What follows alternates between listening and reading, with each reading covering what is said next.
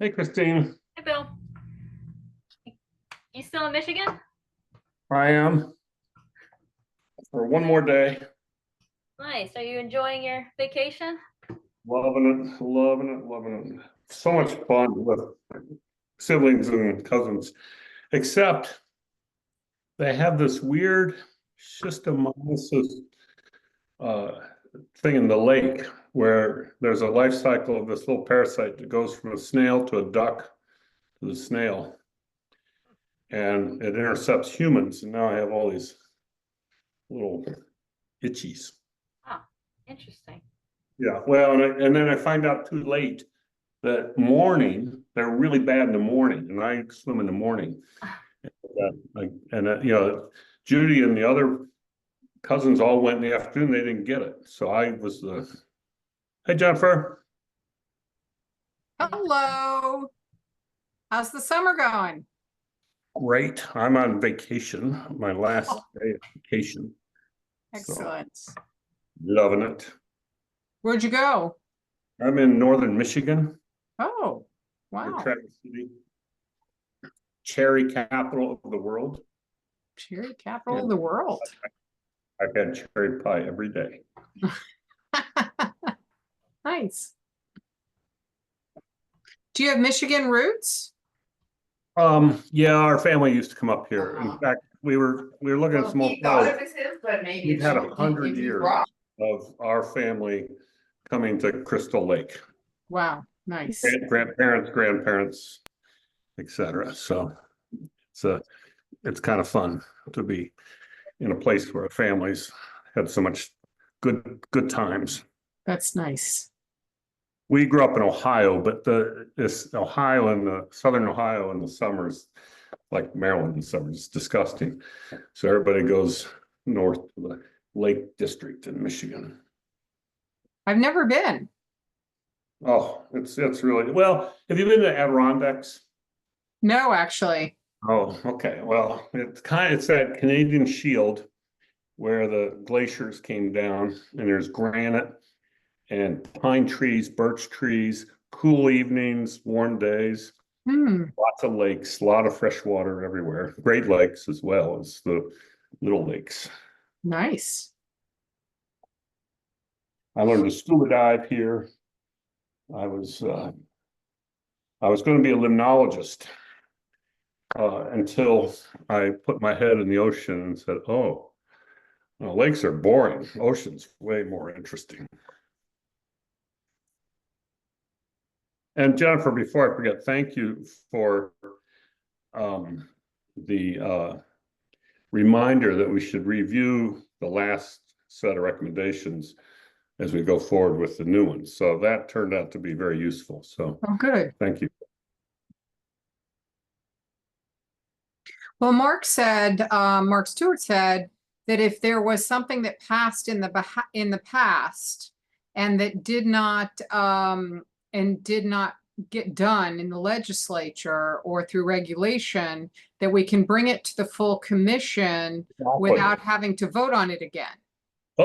In a subcommittee necessarily. The commission will have to vote on including it again, but it doesn't necessarily have to go through the process. to go through the whole process all over again. We're seeing that in the mitigation committee on the stride issue, for example. So I don't know which things are still outstanding from this.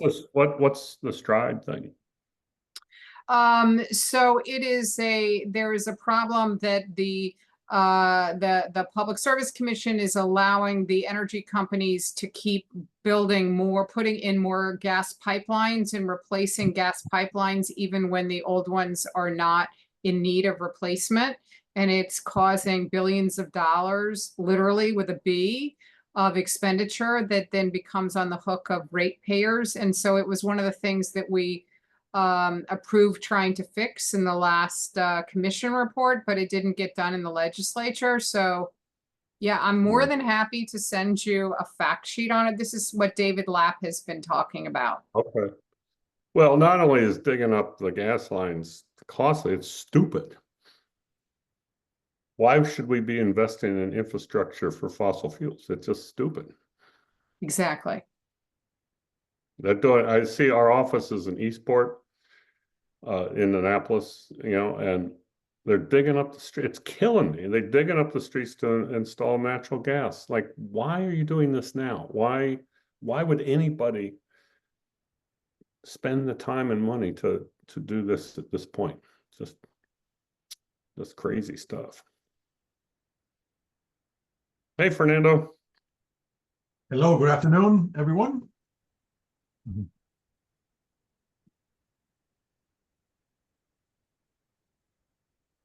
We are just getting people assembled. We're going to do two major things today. We're going to do the following introductions. We're going to look at soil carbon, and then we're going to look at our first draft of recommendations for the 2024 MCCC report. Perfect.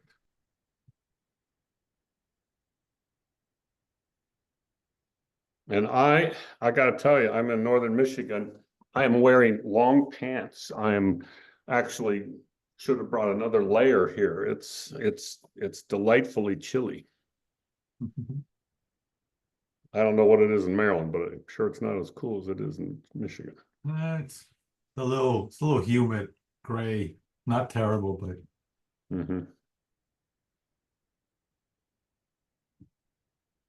I had walleye fish for dinner last night.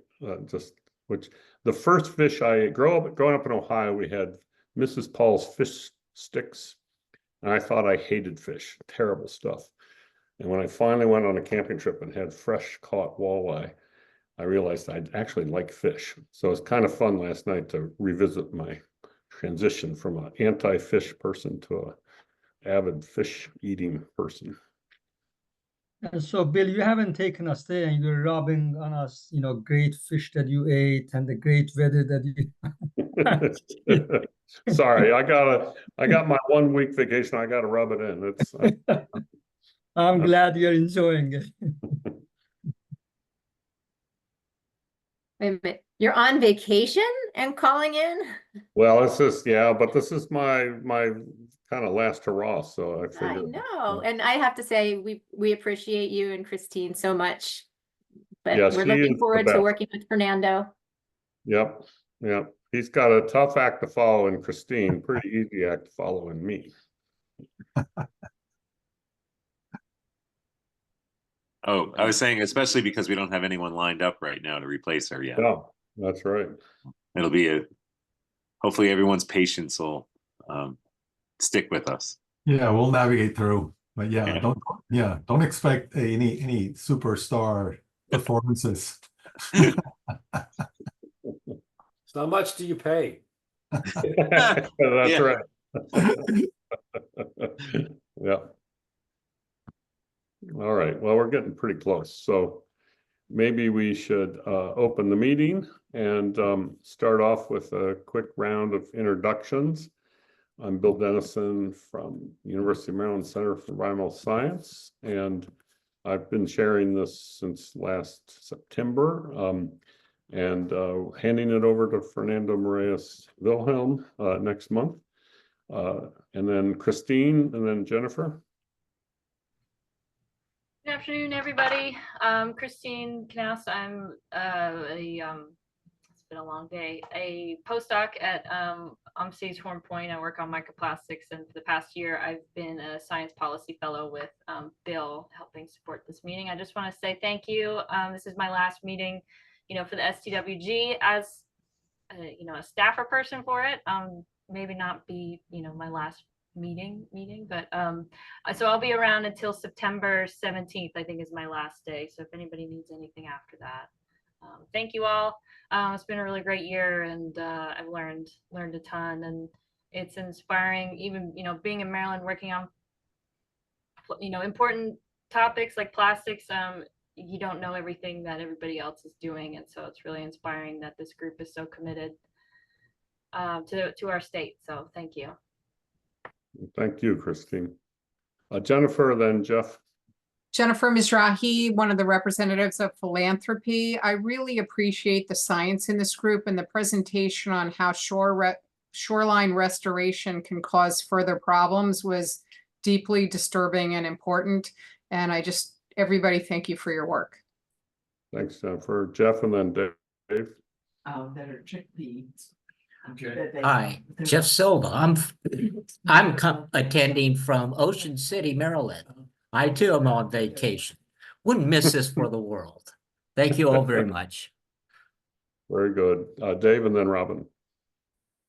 Dave Namazi, UMCs, and look forward to continuing to work with everyone in the coming year. Robin, then Fernando. Robin Gilden, University of Maryland School of Nursing. I'm the public health representative to the commission, and I'm proud to be on this committee. Fernando and Hi, then everyone. I'm Fernando Miralles Wilhelm. I'm the new president of UMCs. I guess starting next month, I'll be chairing this this great group. I was part of this group actually when Don was president of UMCs and Don was the chair of this. I was the faculty at the University of Maryland with my dear colleague Russ Dickerson here. So I just had a comment about Christine's comment saying, no, this is my last meeting. I just have a story to share. I don't know if I shared it already with this group. But when you become part of this group, I started getting these, you have to submit conflict of interest disclosures, et cetera. And then, so I did that for the couple of years that I was here. And then I left University of Maryland to go to Mason. For some reason, the system at Maryland has not allowed me to get off that cycle of submitting. So I kept getting these harassing emails like, you have to submit this thing. And I said, listen, I'm no longer employed by the state of Maryland. No, it doesn't matter. We still have you on your list. You have to still submit it. And now I'm back in the state of Maryland chairing this group.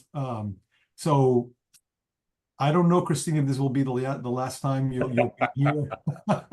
Maryland gets their claws into you. Once those claws are in, they don't come up. See, Don's still here, right? So That's right. So that's Only because of fear of arrest. that's a great example. But the one thing I'll say though is, and again, Christina and Bill, thanks for your service and for what you've done. I know it's not an easy lift. We look forward to continue to having you engage in whichever form you choose works for you. Yeah, it's not my last meeting for sure. Just last year. Thank you. Russ and then Adele. Good afternoon, everybody. I'm Russ Dickerson from the Department of Atmospheric and Oceanic Science in College Park. And I am currently in Bingen, Germany, not too far from Mainz, where the Max Planck Institute is. A little vacation, a little work. And so it's kind of late here. If I get sleepy, I apologize. Friday evening. Good.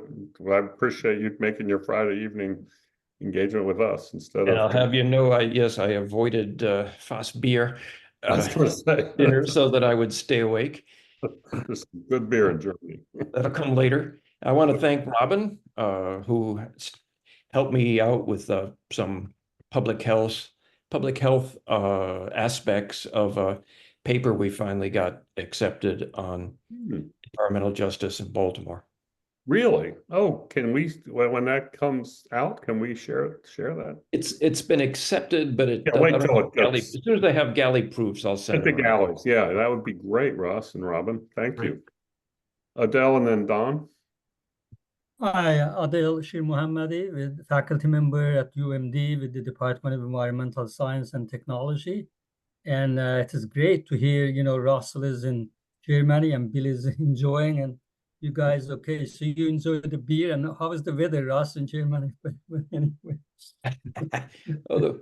So thank you, and I'm here to listen, and I will continue this year, and we'll see what future brings. And I have been part of this committee since Don was, chairing it and so forth, and I have learned a lot, and I appreciate the opportunity. Yeah, thanks. Don and then Jonah. Don Bosch, Professor Emeritus at UMCs and sea level rise expert. And I'm here to tell you that despite what a former president said about sea level rise being about 1/4 of an inch in the next 400 years, it's actually substantially more than that every year. Yeah, we had a pretty good flooding recently on Annapolis. Jonah, then Chris. I'm Jonah Rollbacher. I'm a professor in the Department of Material Science and Engineering at Johns Hopkins University. I work on various decarbonization technologies, hydrogen production, CO2 reduction, things like that. And then Belay. Well, I'm a UMBC physics professor. I work on remote sensing aspects of it, and I am here for Impactful Year under Fernando. Oh, very good. We have many connections here. Many. Yeah, good afternoon, everyone. My name is Chris Beck. I am the Deputy Program Manager in the MDE Climate Change Program. I'm serving as staff support for the Commission at large, and also the various working groups. Great. Josie and then Kim. Hi, everyone. I'm Josie Schwartz. I've worked with Chris and Vimo and Rachel and Allison on the climate change team. Here for the optimism and the good research and the good discussion. And Jared as well. We work together. Thanks, everyone. I like that. I like that for the optimism. That's good. Kim and then Rachel. Hi, everyone. Kim Pezza from the Office of the Comptroller. Thank you, Christine, for all your work. And it's been a pleasure, Bill, as well. Welcome, Fernando. Looking forward to working with you. Yep, Comptroller's Office. Thanks. Rachel and then Jared. Sure, Rachel Lamb, Senior Climate Advisor to the Secretary at the Maryland Department of the Environment. Jared, then Vimo. Hi there, I'm Jared. I'm with the climate change team, and I'm along with a number of other people here. And I'm also assisting with the MCCC admin. So happy to be here and excited to see the recommendations today. Thanks. Vimo, then Allison. Vimo Amin with MDE's Climate Change Program in the Technical Division. Thanks. And then there's Allison.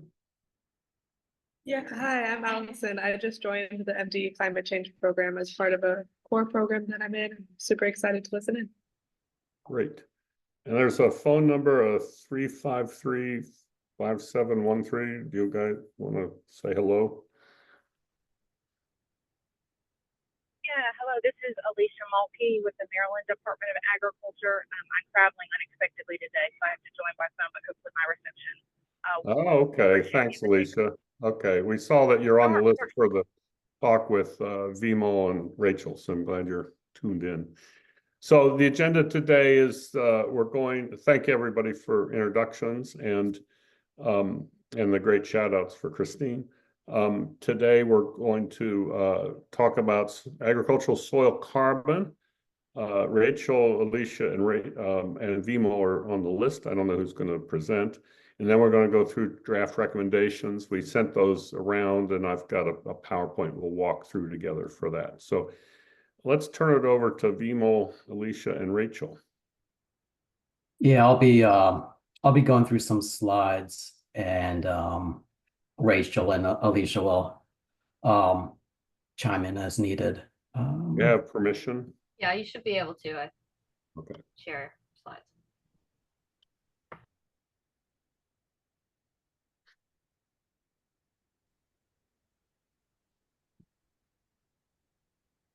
Great. Looks good. Okay, great. Yeah, so with STWG's interest this year in a number of related topics, biomass, wetlands, animal waste, we thought we'd give an overview of the projection of agricultural soil carbon that we included in our climate plan as released in December 2023. It's a new methodology, very improved quantification methods, improving upon past estimates. And Christine had shared the write-up, a documentation that we did of this new methodology. It's part of the forest and land use modeling appendix to the climate plan. That appendix covers three sectors or categories, including forest, wetlands, and agriculture. And yeah, so this will be an overview of the agricultural soil carbon piece. The new methodology was supported by a technical assistance grant by the United States Climate Alliance. They brought on a consultant, Sierra View Solutions, and Rachel, myself, and Alicia at MDA. We worked with the consultant to come up with this methodology. I'll just start with an overview of the agricultural sector more broadly in the greenhouse in our state's GHG inventory. There's pieces of agriculture emissions in several different sectors. So the category, when we say agriculture sector, the inventory, that's usually we're referring to this top dark blue piece. I don't know if you can see my cursor, but that is only the animal manure and fertilizer emissions. Fuel use emissions are also in other parts of the inventory, including in the industrial emissions in the residential, commercial, industrial fuel use sector. Then also in the non-road transportation bit in the transportation sector. The carbon flux in agricultural soils and the carbon flux in trees and forests is included in the forest and land use sector. So several different sectors and categories that agriculture is part of.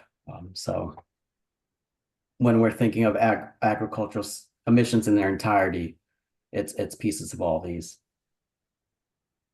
This is just another view of that same that same information and split out in a little more detail and showing as a time series, just moving clockwise, starting at the top. So like I said, when we refer to the agricultural sector, that's really only including the non-energy emission sources that you see right here. Like I said, livestock, manure, as well as, so one thing to point out here, that can be confusing when we refer to agricultural soil carbon. There's a category within the agricultural sector that's named agricultural soils, but this is only the nitrous oxide emissions that come from either the application or incorporation of manure, crops and crop residues, and fertilizer applications. Just moving clockwise from there, the RCI industrial or the RCI fuel use sector, one of the categories in there is industrial. Within that, the dashed line here is indicating that a portion of that category has agricultural emissions. So machinery or equipment like milking machines or pumps would fall under this category. Then under non-road emissions or non-road transportation emissions, things like tractors or things of that nature would fall under there. And then moving to the bottom left graph, the forestry and land use sector, which is the one we're interested in today, has two places where agricultural lands are contributing. One being under tree and forest carbon, so things like riparian buffers, windbreaks, silvopasture trees. They're included in they're captured in the remote sensing that's used for our tree and forest carbon methodology. And then agricultural soil carbon is the piece we're talking about here. Got another slide that'll show this in a little more detail. So this left graphic is showing all the different sources and removals of emissions, covering all those sectors and categories that I mentioned before. What we're interested in here in this project is the soil carbon flux piece. Just zooming in a bit more to the soil layer. There can be both emissions of carbon, releases of carbon to the atmosphere from disturbance of soil, for example, as well as removals of carbon from the atmosphere and into the soil through conservation practices. So this one's illustrating a couple of them, one being cover crops. Let's see. just give a little background on how we've got to this point. Agricultural soil carbon has, we've looked at it before. It's currently part of our inventory. It's been part of our previous greenhouse gas emissions plan. And so just walking through these previous estimates, the estimate that's in our current inventory for the flux of agricultural soil carbon is downscale. It's provided by EPA. It's the state level estimate from EPA, downscaled from national estimates. So EPA, and actually, I should mention that that the tool we use for this analysis is Comet Farm, developed by Colorado State University. They also are doing the national estimate. It just so happens that in the downscaling, contributions from implementation of conservation practices by Maryland farmers is kind of getting averaged out, and in that downscaled approach, and that's why we should really think of this as like the lower limit of where agricultural soil carbon might actually be. In our previous greenhouse gas reduction plan, the GGRA plan, as we call it, the 2030 GGRA plan, released in 2021. For that plan, we used a tool called Comet Planner. I'll describe that a bit more in a bit. One of the limitations of Comet Planner is it was able to tell us the added benefit of practice implementation, but it did not give us the background emission of what's occurring in the absence of those practices. And so that's why I have this question mark at the bottom. So it tells us the added benefit from new practices, but not that baseline. And so with our latest plan, we were able to improve upon this quite a bit. With this technical assistance grant that I mentioned. And so the result of this project was incorporated in our latest climate pollution reduction plan in assessing both the historic flux of agricultural soil carbon, as well as two scenarios of projections, one being current. Well, I'll describe that in a bit in next slides. So just going from there, just a bit more about the Comet Farm tool. It's developed by Colorado State University in collaboration with USDA. It's described as a whole farm or a farm scale or an entity scale inventory tool. It guides users through inputting farm information. Those inputs include field locations, management history, crop and livestock information, conservation practice information, fertilizer, and fuel use. And then it generates a report of soil carbon, carbon dioxide, nitrous oxide, and methane emissions, or removals, both emissions and removals. It has a web-based interface with a screenshot there of that web-based interface. And it uses the same what's it called, the biogeochemical model as the EPA uses for their inventory. And both Comet Farm and the DayCent model are both out of Colorado State University. Comet Farm also implements the USDA's methods for entity scale inventories. I think the latest one just came out in 2024. And so Comet Farm is going to be updated to reflect changes to those methodologies. Comet Planner, which we used for our prior emissions plan, is developed using Comet Farm. It employs a sample-based approach that uses a fixed baseline and then adds individual practices to assess the emission reduction, I guess the carbon removal potential or the emission change potential of the individual practices. And so, as the name suggests, it's really a planning tool for assessing the potential of those practices, whereas Comet Farm is intended as an inventory tool or an inventory accounting system.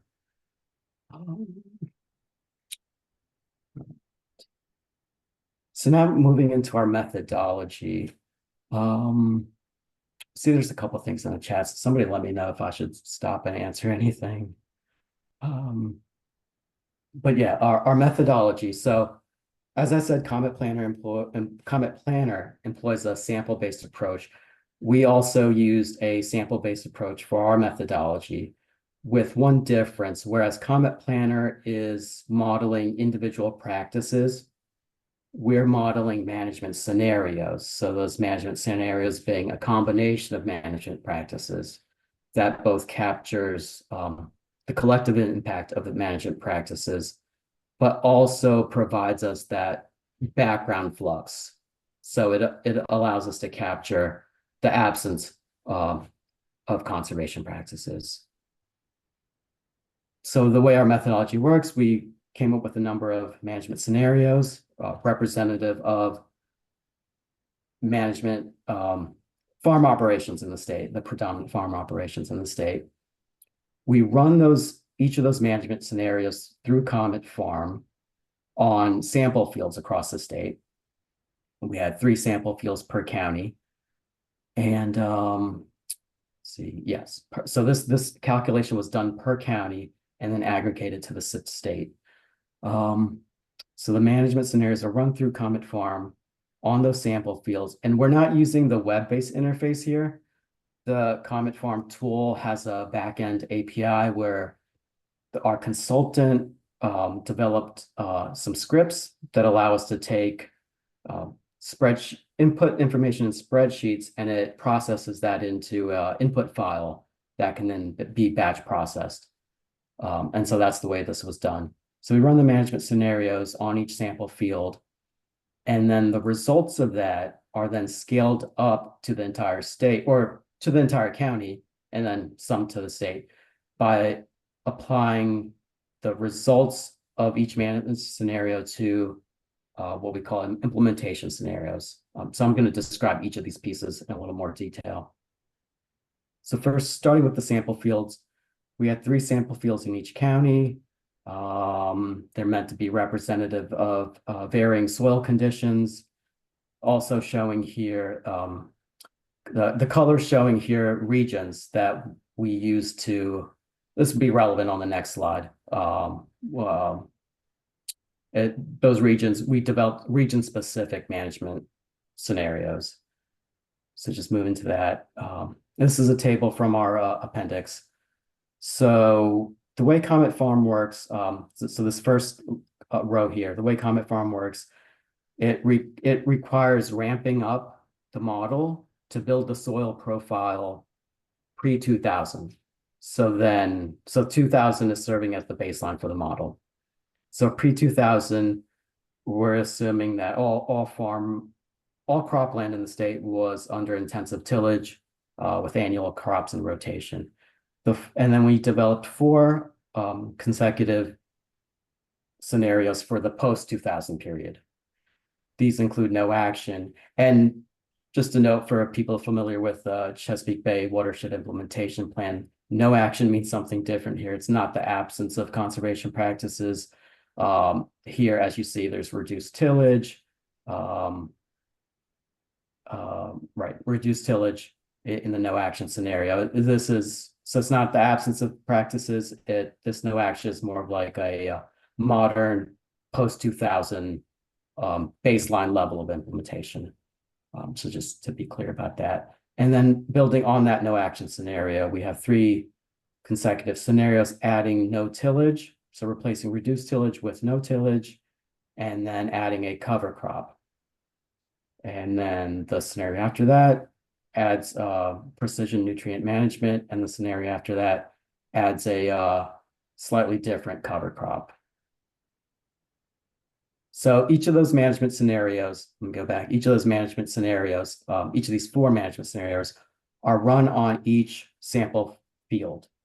And those sample fields are points, inputted as lat longs. The model draws a 5-acre circle around that point, and that serves as the farm or as the field. And so each of these management scenarios are run on those farms. And what's one thing that's a few things not shown here, there's other inputs that are specified for each of these scenarios and each of the regions, including planting dates, harvest dates, fertilizer quantity, crop yields. So a lot more detail that MDA was critical in developing these management cases. And these are developed to represent the predominant combinations of farm management in the state. The next piece is then to assign all the cropland acres in a county to one of those 4 scenarios. And I use this symbology of the areas to show that this is our mechanism for scaling that sample point result to the entire county. And there's a table in the appendix as well that shows the actual numbers. So this graph is showing the entire time series of how the cropland acres, so this is for the state, it's summed across the state, but this assignment of acreage is happening at each county. The total cropland acres in each county is assigned to one of the 4 scenarios. For simplicity in the visualization, the three later scenarios are grouped together here as no-till and cover crop scenarios, because that's the primary feature of those. And so for the historic, for the historic period, the assignment of the cropland acres to the management scenarios is done using the same data that we're reporting, or that MDE as well, that are reporting to the Chesapeake Bay program for inclusion in the Chesapeake Bay watershed model. So the level of detail that is assembled for that data input was valuable for this exercise. And just one thing to add there, that as part of that, the Bay watershed implementation work, the conservation practices are undergoing inspection and verification protocols. So, right, the historic period is determined based on the actual implementation levels, with certain assumptions made to assign acreages to one of these 4 scenarios. And then the forward period, the projected period, we developed 2 different scenarios, one representing current policy, which was just holding current implementation constant. The second scenario, which we termed technical potential, to look at what's a potential increase in carbon sequestration we could achieve by enhancing our level of implementation. This was developed by just projecting the historic trend going forward, such that by 2035, we'd be at 80% implementation of no tillage and cover crop. So that's the way the acres are assigned to the management scenarios. So now that really is the methodology, and it's pretty much in its entirety. So now for the results, the management scenarios, they're run on the sample fields. This is one example county, it's Talbot County. And the result that we get from Comet Farm, running those management scenarios on each of those sample fields, is a time series for each sample field for each management scenario. So each of these colors is indicating the different management scenarios, and then the shaded region around it indicating the min and max of those samples. The next step is to take those, I should add that those rates of carbon sequestration, at this step, they're on a per unit area basis, so per square meter in this case. Those rates of annual change in soil carbon per management scenario, per county, are then multiplied by the acres that are the implementation acres, the assignment of cropland acres in a county to one of those management scenarios. So when we do that, we get this, the end result, which actually is a sum of 23 of these across the counties.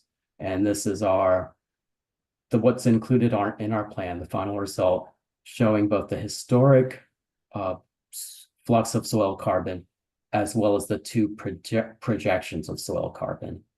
And I think I have the percent increase in the next slide here. So yeah, if we increase our adoption of these conservation practices, we can get up to a 23% enhancement to the soil carbon flux. So just some conclusions. The benefits of this new methodology is that it leverages state-specific data, something that is not captured in the EPA state level estimate, nor through well, I guess our prior estimate in our GGRA plan did use state-specific data. But so yeah, we're leveraging state-specific data. It's using the best available peer-reviewed model. And the process that we've come up for this is automated and repeatable through the scripts that are consultant developed. And the enhancements over the other types of estimates is the temporal resolution. So we're capturing the time series of change.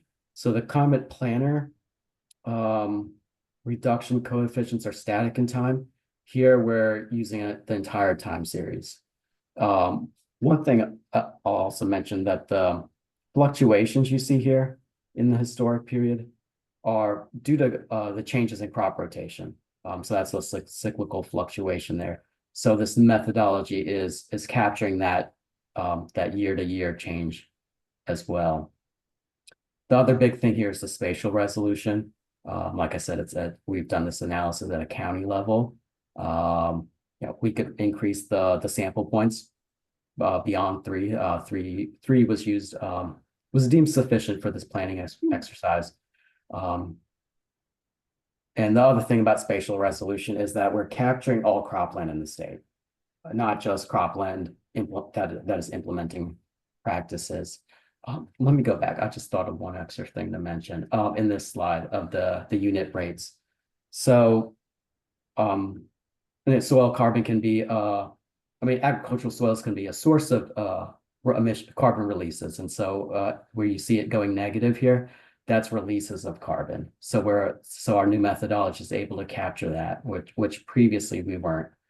So just wanted to mention that. Some challenges that we have are just staff time to refine this methodology. Eventually, we would like to include this in our greenhouse gas emissions inventory to replace that downscaled national estimate that we have right now. Does require some familiarity with the scripts, as well as ongoing collaboration with MDA to refine the assumptions. And the other challenge is that Comet Farm soon to be, are implementing new updates, and so ensuring our scripts still work will be a challenge.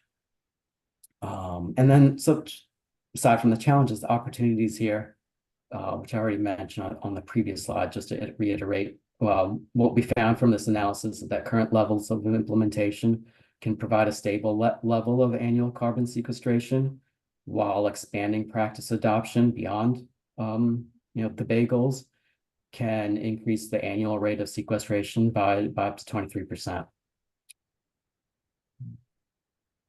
See. So that's it for the slides. We could take questions. Thanks, Vimal. So the one thing I just worry about is, do you really think we can increase the sequestration, or is it just the paper chase? We're just doing it on the books versus are we really achieving what we're hoping for here? So I guess one thing I forgot to mention when describing Comet Farm is that the methods of Comet Farm are including actual soil sample data that USDA and Colorado State are doing. So these reductions are field verified to some extent. I mean, I would have to look through their documentation to say more. Right. And there are 3 sites per county, so it's pretty, I mean, that's fairly extensive sampling. So that's the sampling that we did of the Comet Farm model. So those are. Oh, that's it, not the soil sample. Those are modeled sample sites. It's not the soil samples yet. Right.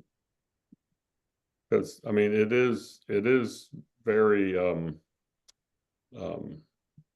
very encouraging. I mean, that 23% is encouraging, but I worry about model world versus the real world.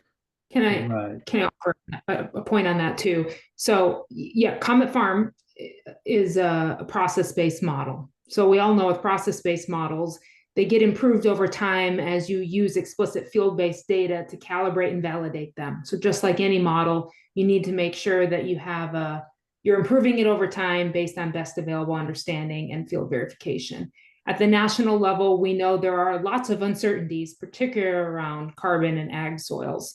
So what BMAL is describing here is our best effort to use the best tools that are out there today using the best available state data, recognizing the uncertainty range here is still there. There's always uncertainty. This group knows that. Here in the literature, there's still going to be a range. And one of the things that we know of is that, farmers who've been adopting these practices for a long time, like 30 plus years, there is a potential to reach a saturation effect where maybe maintaining it maintains the existing maybe average annual sequestration rate or slightly declining. And that maybe it's that additional practice, like maybe they're already doing practice A and B, and maybe if they think about C or some other innovative practice, that's might be where you get a little additional delta. So yes, we need to continue to probe more ways of validating these things to make sure that we are making real progress, because that's what we want. But I think one thing that was encouraging to us is that improvements, or at least reducing some of the uncertainties, does show that our farmers have been contributing more than they were getting credit for in the past. And I think that's important. And then as we look to the plan and we think about the future, really continuing to work to identify those programs and strategies that at least have the greatest likelihood of expanding our capacity, whether that's new acres with new practices, or continuing to partner with science and research to find those next best practices, which may make the biggest difference. So that's my perspective on it. Thanks, Rachel. Don? Yes, first let me acknowledge and thank MDE and its sister agencies, MDA and DNR, with respect to the forest, of bringing more current science into it. I think that's great. But when I read the 3 sections of the appendix, which has this information in it, it was really a sobering reality in terms of our goal in Maryland's goal for net zero by 2040. So to achieve that, according to the plan, will require us in Maryland to increase our negative emissions, sequestration included, by about 10 million metric tons per year by 2045. If we forested everything, made Maryland completely forested, according to that part of the report, it gets us about 2 million metric tons, so 1/5 of the way. So we can't forest our way out of this. It's got to do some other things. If we look at agriculture, just the presentation that was just made, you'll see that the analysis, first of all, it's better to have these better estimates, but you'll see that the projections, even on the basis of current practices, is actually sequestering less carbon than the historical. I think Vime said it was like 1 million metric tons, and the current practice is like 0.8. And the delta, the 24%, gets you only to 0.9. So even in that modeling, we're losing ground in terms of emissions compared to the 2006 baseline. So it isn't getting us anything. And blue carbon is even more insignificant, about 0.03. So for all the hype about sequestering our way out of this with our natural systems, we have to be realistic. And if you think about it in agriculture, VMA presented the data in terms of how they estimate emissions. So the emissions resulting from nitrous oxide from agriculture is about 1 million metric tons, and for methane is 2. So if I had money to spend, would I spend it in getting incremental differences of 2 orders of magnitude from where we need to go with dealing with soil carbon sequestration, or would I spend it to try to reduce those in agriculture, those emissions of N2O and methane? So I think we have to think of it, stand back and think of it that way. We also have to consider soil carbon as a value in water retention and drought proofing. I mean, they're the co-benefits. So definitely, but in terms of its carbon issues, it's really what the presentation showed is that we expect to be losing ground. We expect the soils to be sequestering less carbon than they have been, even in the best of circumstances. And so what it quite brings into question how much do we spend on it from the standpoint of carbon sequestration as opposed to the other benefits. May I also just quickly respond by saying, I think what is true for the ag soil carbon sink and the forest carbon sink, at least in some of the work that we're showing, is that ongoing investments stabilize the sink because there's so much dynamic pressure, right? There's the potential saturation effect. And then with the forest, you have ongoing weather changes. So I might suggest that ongoing investment in our natural systems is critical if we are going to maintain and stabilize the value that they're currently providing, giving that uncertainties. So it's just sort of like some of it will be added benefit, especially if conditions maybe are improving in the future in some ways that are good for the sink. But yeah, if we stop investing in it, then we will have the higher potential of losing the value that it's currently providing. That's to be sure. But I mean, again, you have to think in the bigger picture. We're talking about a fraction of a million metric tons a year, when we have to find ways to remove an order of magnitude more than that, at least. It's 10 million metric tons a year in terms, if we're going to use that to get our net zero, and that's the plan, to increase that. If you look at that graph, you'll see that increase, after 2030 of trying to increase our negative emissions. And so that means, we have to be thinking about direct carbon removal, atmospheric removal, those sorts of things as well. You gotta quit burning stuff. Yeah. Well, that's the first part. That's the emissions. I'm talking about the negative emissions. But I mean, the negative emissions are because we're trying to. I mean, I just think we got to keep our eye on the ball and quit burning stuff. That's the positive emissions part of it, Bill, not the negative. Yep. May I add a few comments? Mm-hmm. Yeah, go ahead, Alicia. That's okay, Bill. Y'all hear me okay? Oh, yeah. Go ahead. So respectfully, I think the conversation, I'm very appreciative of Rachel and Pacific Mall presenting the work today. I think this is an important first step since it represents the majority of Maryland's row crop acres. It is certainly not all of our agricultural acres, but I think this is a great first step to be able to really quantify the stewardship that our producers have already contributed to the state. And we can continue to talk about, future potentials and trajectories and improvements on the COMET model. But I really think we need to keep this in the lens of for the producer, right? Producers are doing these practices largely voluntary. They are not talking to the department about this from a tons of carbon sequester. They are thinking about building organic matter, water infiltration, soil structure. How is my farm more resilient in increasing precipitation and events that they're seeing? So So I think there's great value in thinking about while these modeling results are important for the state's accounting, when we're talking about programs and adoption and getting producers to invest in these and seeing the long-term benefits of the practices, right? That's where the focus should be, to really, leverage the success we've had and then move and optimize it going forward. I like that that longer term perspective makes a lot of sense. Adele? Yeah, I think that it was covered because I was thinking that while Don was talking about that, if we relate basically per unit area emission and then sequestration that as a result of the crop yield that occurs in agricultural land, that carbon dioxide that's being sequestered through photosynthesis process and so on, and then adds to the soil carbon.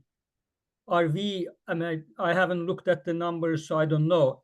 Based on Don's suggestions, seems like, are we making progress, or are we saying that per unit area, our emissions are from agriculture alone, I'm talking about, is above what actually it is capable of sequestering through photosynthesis?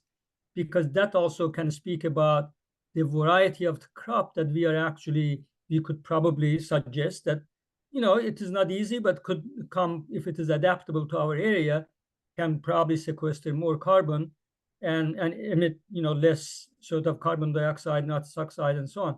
So, and of course, another is the animal part of it, but I'm just wondering if one could look at it that unit area basis and go from there and see if we are making progress, or what can we do in our field scale management aspects that actually can help us. That's what I'm getting at. This is last month we had our Stephanie Lansing come and talk about the anaerobic digesters for animal manure.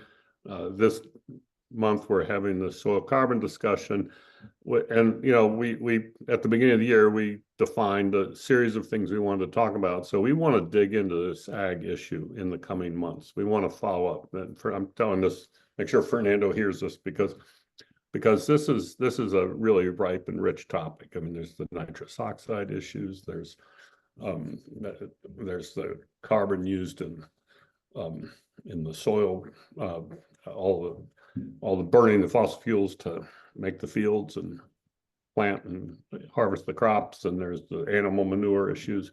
So it's a rich and deep topic, and I think we're just scratching the surface here. So we definitely want to dig in some more as we proceed in the coming months. So this is a nice way of starting that conversation. But I want to just see if anybody else has any comments to make about this. I want to also thank Vimal and Rachel for bringing this to our attention. I'm really glad that MDE and MDA are partnering on this, using the best science possible to come up with something.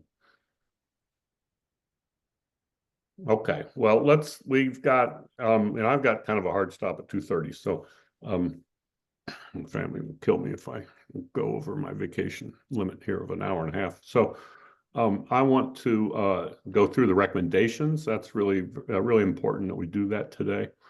Can I share? Yeah.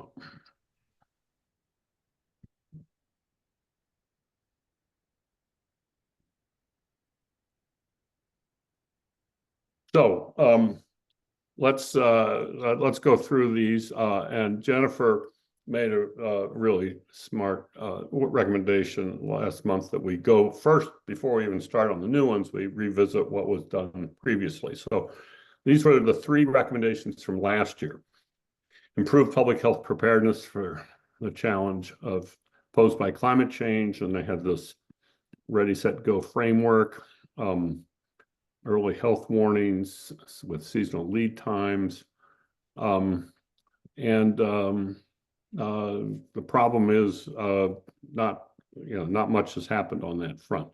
There was the other subset of this first recommendation about public health preparedness was doing a report on the background status and needs with CDC funding and then compensate for the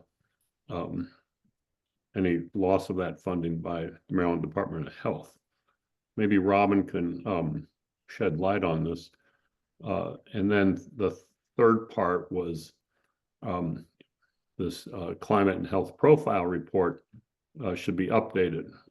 And the idea is every 5 years, so we're overdue, obviously, on that with a lot of environmental justice perspective. So, Robin, is there anything happening on this public health preparedness thing? Not to my knowledge. Okay, so so let's keep this one. I've got a recommendation later that we're going to revisit this. When I started looking at these, I said, "Oh man, this is bad news if we haven't done anything with this." The next one, not sure. Are you seeing my slides? We're not, Bill. No.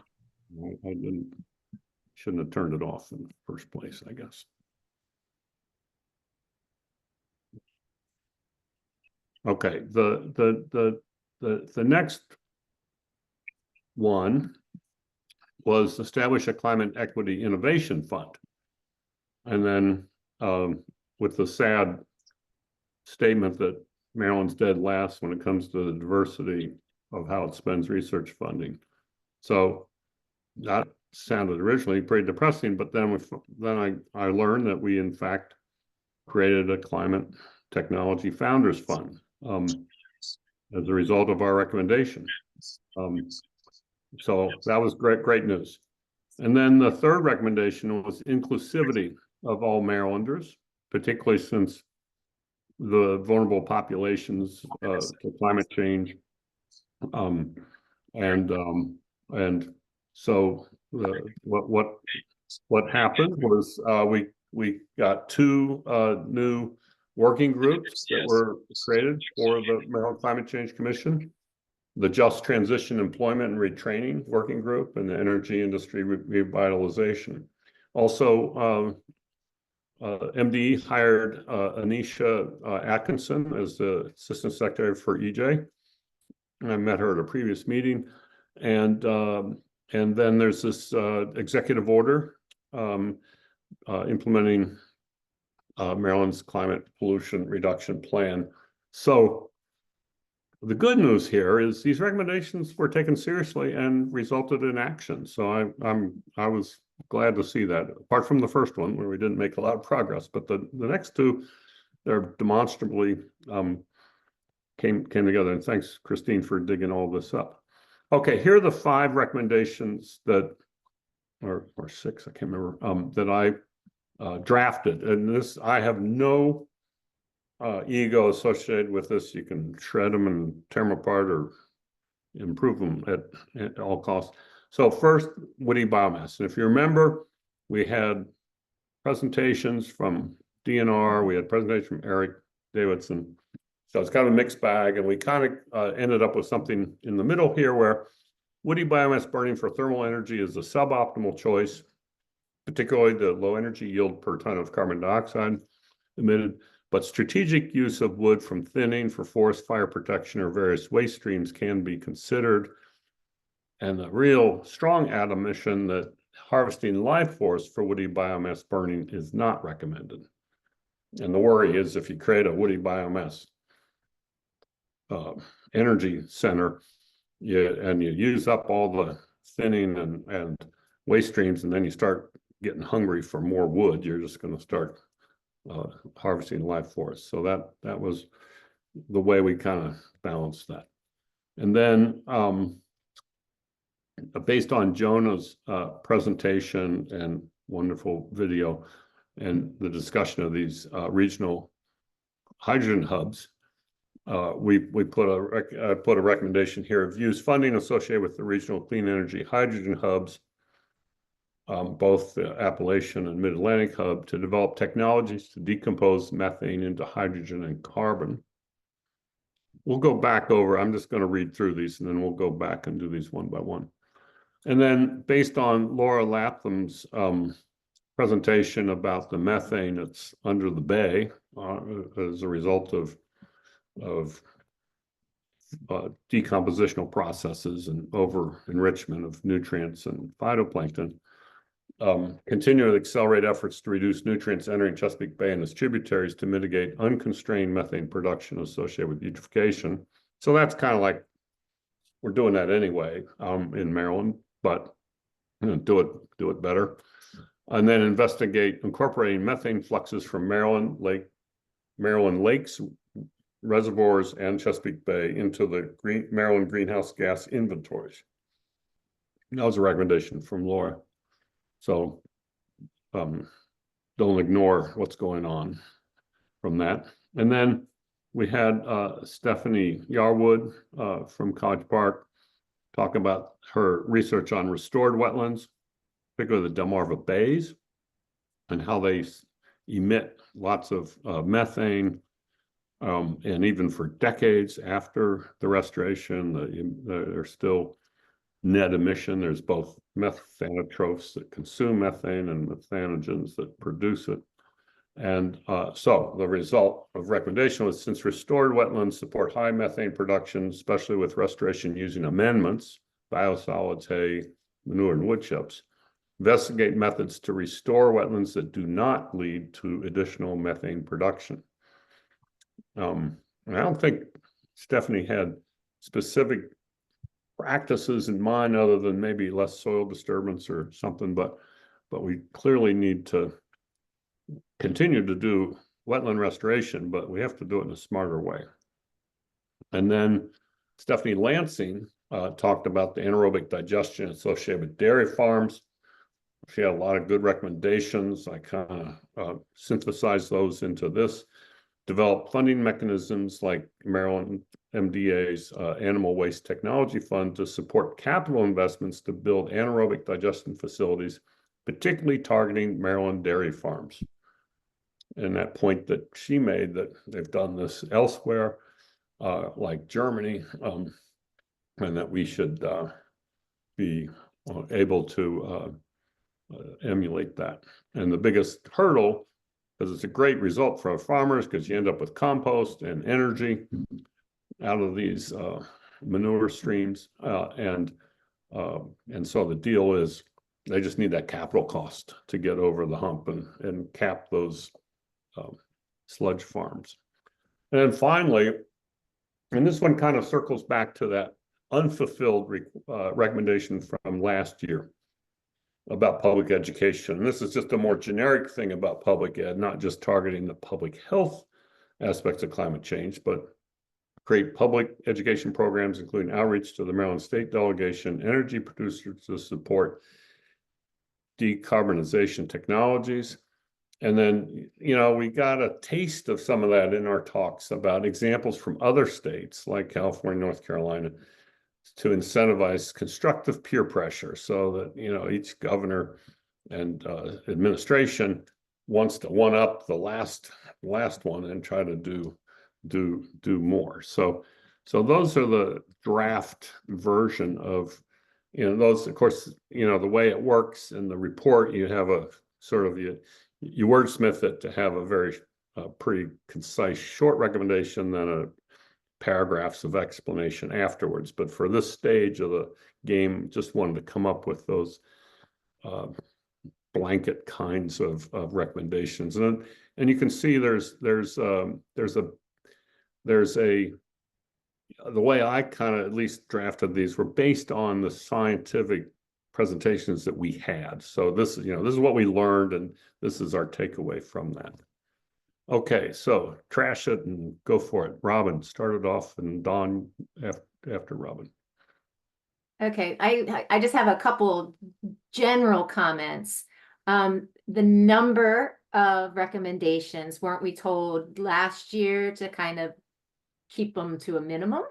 And then so also thinking about like what Don had been saying, what would be the best use of the limited funds? If we're really going to make recommendations, shouldn't we make a recommendation that impacts the most people. And there's no funding attached with any of these recommendations. So that's my 2 cents. Right. Don and then Jennifer. You're muted, Don. It seemed to me, Bill, that the three recommendations that have to deal with methane could be bundled into one that deals with a broader topic, but very timely and important topic, and that is the need to integrate both our efforts to address climate change and the Bay restoration, and in a holistic way. Right now, as not everyone on this committee will know, but some of you do, we're in the process of rethinking the next agreements on the Bay.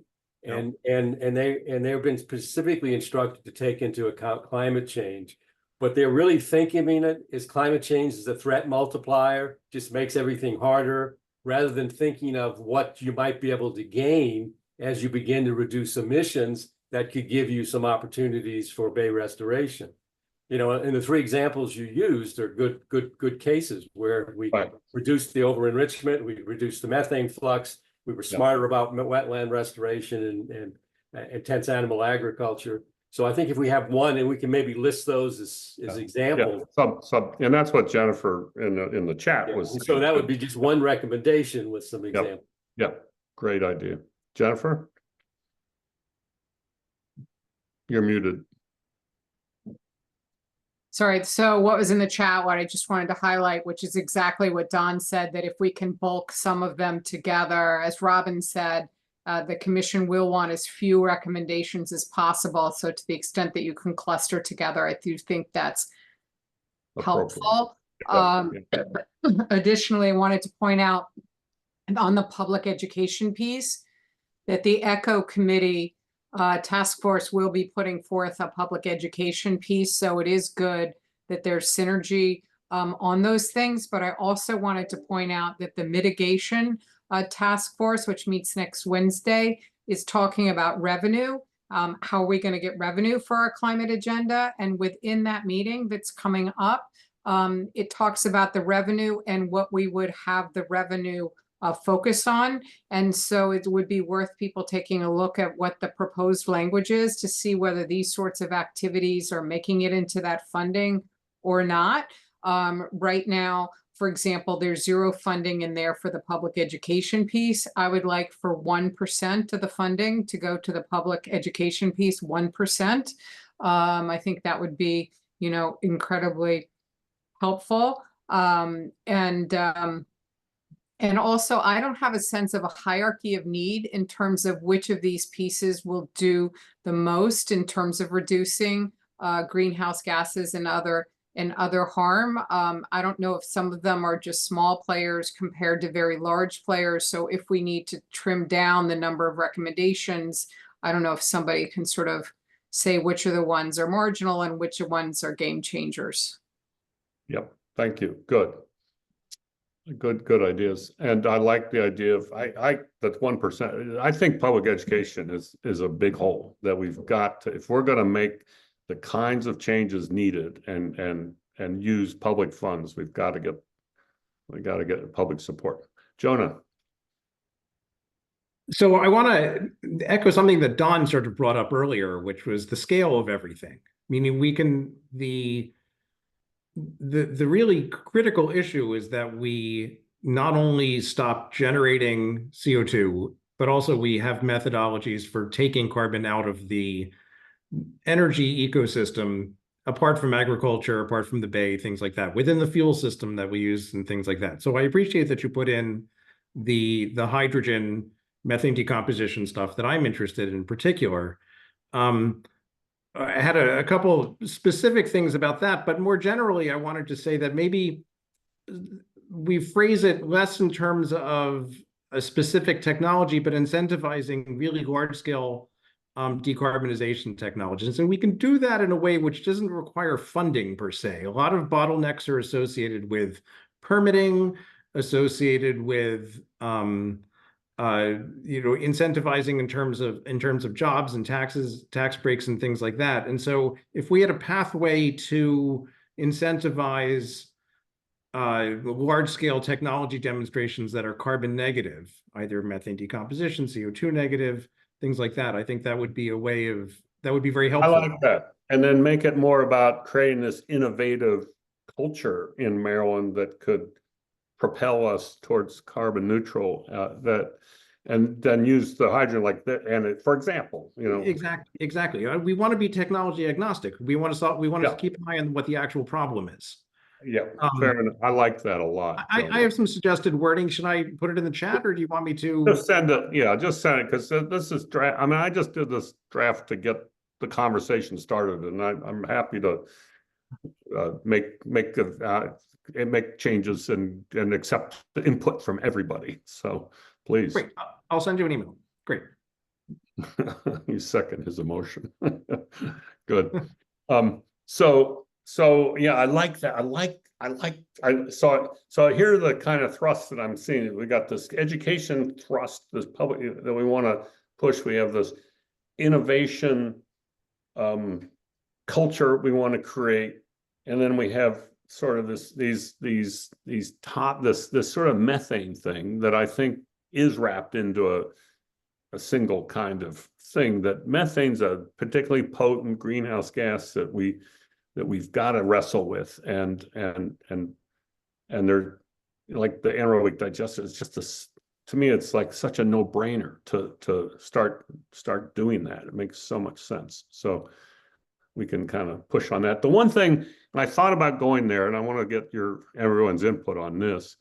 And Don, I know that when you were consulting or advising the port authority and all, you mentioned got to stop shipping all of this coal off. I mean, you're just to the third world to let them burn it up. And I'm thinking about the LNG shipping that we do out of Cove Point, which has been active protesting in Maryland. And I thought about saying something, and that was Bob Howard's message as well. What do you think you're doing all this good, but you're shipping this stuff off to be burned somewhere else? I didn't know whether we wanted to get it. To me, that gets into the sort of the political science of climate. But I want to test people's appetite for going there. I'm sure Don would say, yeah, go there, but actually, I think it's, to be honest, I mean, to be frank, it's probably not ripe yet for that discussion in Maryland. We won't get there's a lot of other issues to get some momentum on this, and then the LNG thing. I mean, the coal thing's another matter. That's going to be driven by just people not consuming coal.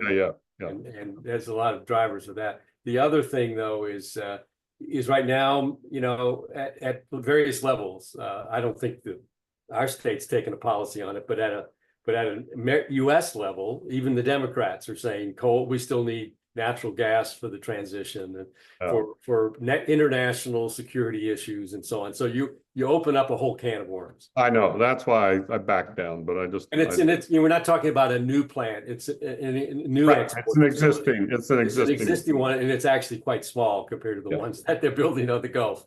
Yeah, the Gulf of Mexico. Yeah, Ross. I was just going to say, I think trying to fight Cove Point would be a losing battle.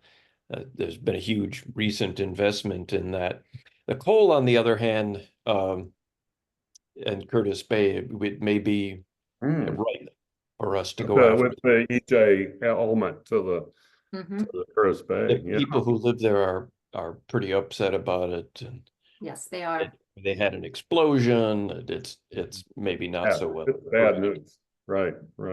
Maybe that's something we could have some sessions on next, later on after we submit the recommendations. Right. Yeah, like we've done here. actually get some evidence before. Yeah, get some science and dig in a little bit. Yeah, I like that. I think that I didn't think about that because of the EJ issue. sort of elevates it to another level, the coal. Well, the other thing, I mean, the shipping in the Port of Baltimore is a pretty sensitive issue right now after Yeah.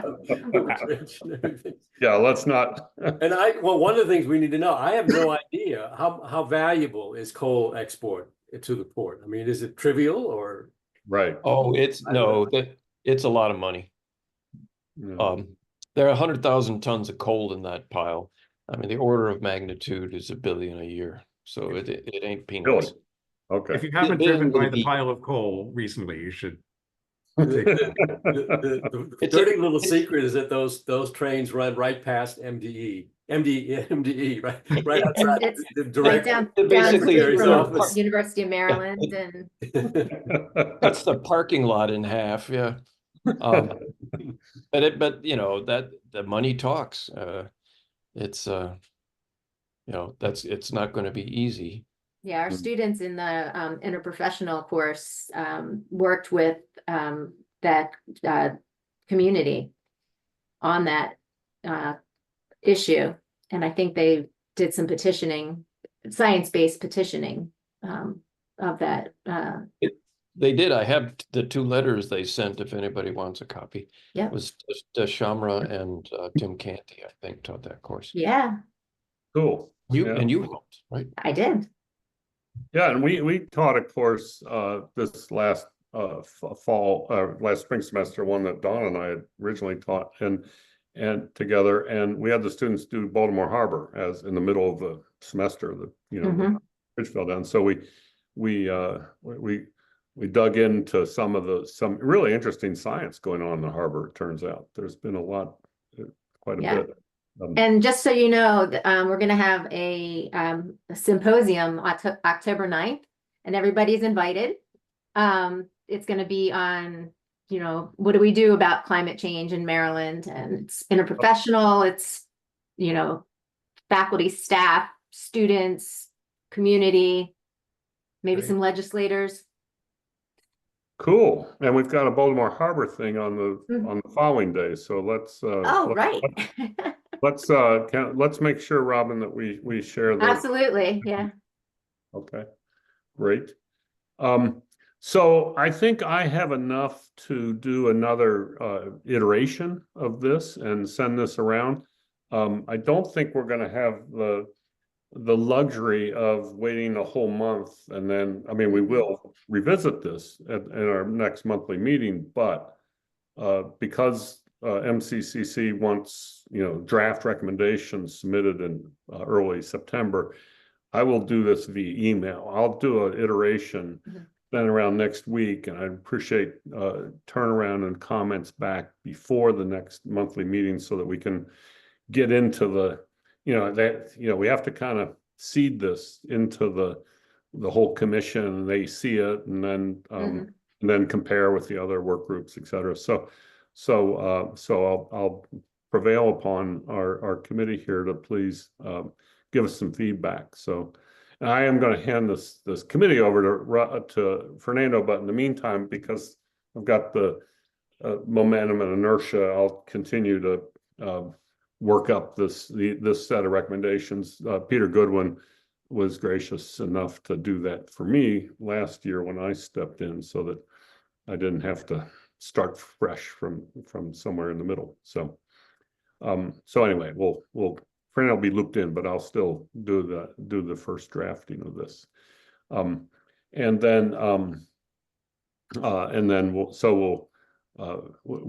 we'll do that. I do want to open this up for public comment. That's an important requirement of these monthly meetings. Jeff, you want to chime in? I see you're still on. Or anyone else? Hey, yeah, thank you very much. If you don't mind, I am going to let me see if I could get to or chat. See if I could find that. And it's show chat. Yeah. Well, I don't understand it. Basically, what I'm trying to bring to you is well, I'll tell you what, it seems, wait a minute, all right, now I got it, thank you. Okay, I'm going to put in a link. It happens to be a discussion by Tony Seba, and he happens to be talking about food production in this YouTube video. And he's mentioning, particularly in meat production and in dairy production, the transition from actual animals that will take place to actual lab and industrial type of closed manufacturing capacity of these products. So therefore, yeah, we're going to try to do all we can for sequestration and carbon reduction. But he's forecasting that within 20 years, 30 years, surface farming and for dairy production and also meat production is going to go away, because the money is going to be made in the industrial type of production of those articles. So I've got it here, I'll send it, but I'm just saying that that's out there. I think that you folks are every bit as intelligent, and I trust you, and I think and I would admonish anybody in the public that we've got intelligent people who are looking out ahead and trying to come up with the most balanced way to be able to get to our climate goals, and the most intelligent way. And the definition of intelligence is making the right decision. All right. So thank you very much. I was listening in. I thought your recommendations are spot on. And I want to applaud Dennison for being able to cut things down and make it into basically one sentence. And other than that, I am in total admiration of this work. Thanks, John. Appreciate it. And you know, when we do turn our attention to agriculture in the coming meetings, I think what Jeff's pointing out is it's really the food system that we need to be considering, not just crop production or animal production, but the full food system, and the fact that we lose so much of the food waste before it gets from the farm to the plate is really shocking and disturbing. So we really got to think of it as the system. So that'll be it. Adele? Just a quick, it dawned to me. I mean, we just submitted the report to Hughes Center on climate vulnerability of Maryland agriculture, and there are lots of recommendations in there. But what it dawned to me by just listening, and that is whether some of the recommendations, could focus on really this. We are talking about climate change impacts, and which is, all the way greenhouse gas emissions that are causing, and practices that do cause the greenhouse gas emissions that exacerbate the climate change. But also, in order to have the sustainability goal in mind, then we also need adaptation to climate change impacts. So they come hand in hand. Maybe on the legislative part and from a funding point of view, they will take it positively, because the stakeholders are going, they resist a lots of times, as you know, until the education goes out and they really are convinced. They like also to be sustainable by directing them to adaptation practices to adapt their production systems, especially in agriculture, and also meanwhile the practices that can help mitigate the greenhouse gas emissions from this sector. So I'm just thinking that how these recommendations can really be piloted such that it actually helps understanding of the public, but also the politicians who respond to the public sometimes. So maybe can be helpful. That's what I was going to make. Yeah. Thanks. Great. Well, we can definitely incorporate that kind of sentiment into this when we do this public education recommendation that we're talking about. Well, very good. Any other last comments here before we sign off? I wanna Yes, make- Bill, I wanted to bring up the September 6th was the date for the field trip with for Oh, right. Dan and Woody Biomass. I don't know if you have more details to share on that. Just wanted to see if September 6th, who was available for that. Bill and Dave, do you have any more? I don't have much more details, but I think we should send the details by email so folks know if they're available and where they're going and stuff. Okay. So let's work on that early next week. Yeah, it's a Friday. Yes, that's right. Okay, good. All right, yeah, that I forgot about that. Thanks, Christine. Just a very brief piece of information, giving education of all sectors, important sectors of our community. I'm going to be participating in a one-day training session, basically for 20 Maryland judges about climate change, and an effort to try to help them. Judges really play an important role making decisions, and they're mostly unaware, pretty ignorant about climate change. So this is an effort from the Environmental Law Institute to have these programs to bring. And I'll be talking about Maryland's Greenhouse Gas Reduction Act, as well as the kinds of impacts and so on that we've been talking about. Excellent. Go train the judges. Okay, great. Well, thanks, everyone. When's our next meeting, Christine? When's the next, do we have a date for the next STWG? Yes, we do. It is September. Let's see. September 20th is the next meeting. Right. Okay. Great. Well, we'll and I think, yeah, I'm gonna be in China, so I'll try to zoom in, but Fernando will man the fort in the meantime. Yep. Okay, great. Well, thanks, everyone. We'll see you next month, and we'll be in touch with the next set of recommendations. Thanks for all your really good input today, and I look forward to that continuing as we wordsmith these recommendations going forward. Also, Thank let's give thanks to Christine, all of us. Christine, thanks. Absolutely. Thank you. Yes. Thank you, Del. Thank you, everybody. It's been a pleasure to work with all of you.